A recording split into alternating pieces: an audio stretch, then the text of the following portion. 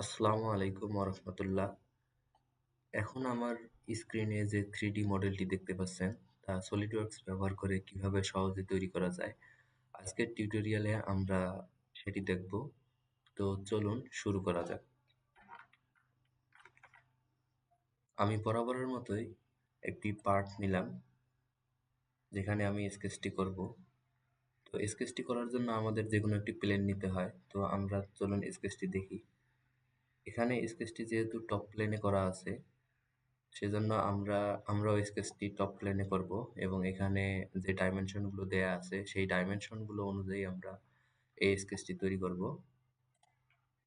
প্রথমে একটা top plane select করি, দেন আমরা এখন এইটুকু তৈরি করব, এইটুকু। তো এখানে সম্পূর্ণটার মাপ দেয়া আছে, এখান থেকে এটা 100, তার মানে এটা হচ্ছে অর্ধেক, এটা 50,